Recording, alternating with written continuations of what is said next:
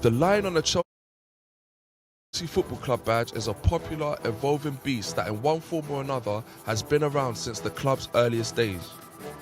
It initially arrived in 1907 used on commemorative badges presented to club directors after the pensioners' first promotion to Division 1.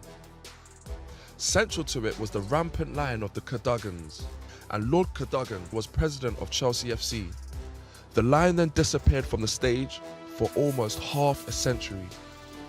For a few years, in the 1930s, in fact, the Chelsea programme used an unofficial badge, not of a lion, but a Chelsea pensioner, inspired by the club's first nickname, the Pensioners. The old fellow called Percy in club cartoons was a reference to the Army Veterans resident at the nearby hospital to whom tribute is still paid to this day.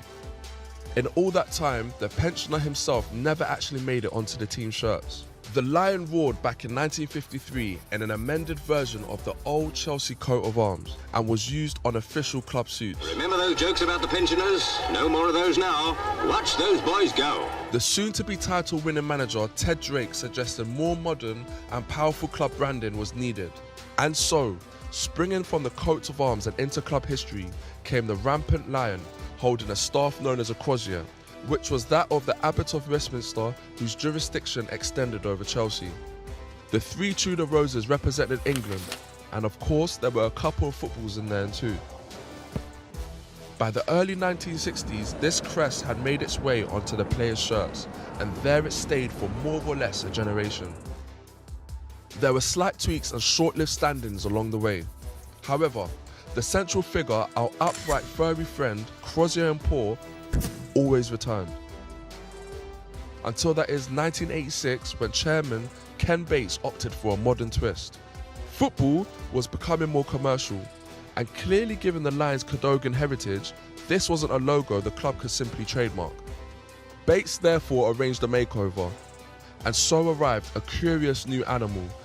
Still a lion, albeit a rather more minimalist version, astride the letters CFC.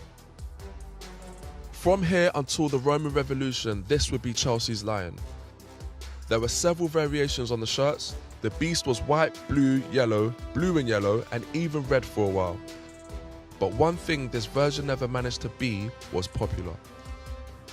Happily, there would eventually be another reboot, one which came amidst the whirlwind of change brought about by the arrival of Roman Abramovich in 2003.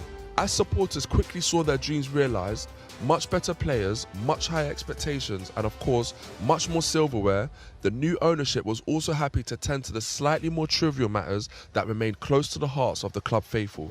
"Give us our lion back," said the fans' forums. And in 2005, it happened.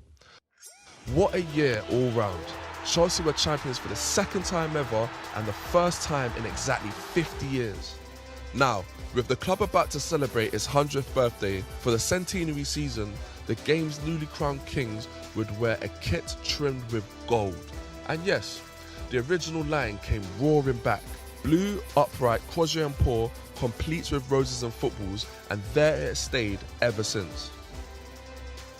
Since 1980, of course, it has been seen and enjoyed in a cuddly, three-dimensional mascot form. Chelsea's lion may technically have hit retirement age, but through all its forms, whether regal, modern or furry, it will long remain the symbol of Chelsea's pride.